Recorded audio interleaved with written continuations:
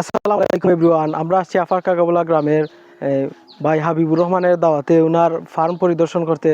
উনি দাওয়াত করছেন ওনার পোলট্রি ফার্ম দেখতে। ওনার পোলট্রি ফার্ম দেখার জন্য আসছি এবং গাভীর যে ফার্ম আছে ওনার দেখার জন্য এবং কোয়েল ফার্ম দেখার জন্য।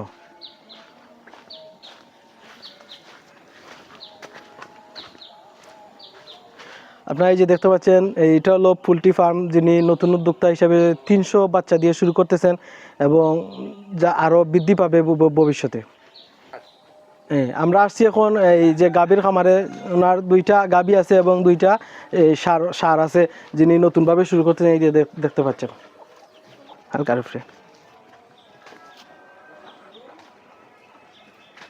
এখন আমরা আসছি কোয়েলের ফার্ম দেখতে। এই যে কোয়েল ফার্ম, যদিও অল্প করে শুরু করছেন উনি, ভবিষ্যতে আমরা আশা করব বড় করে শুরু করবেন।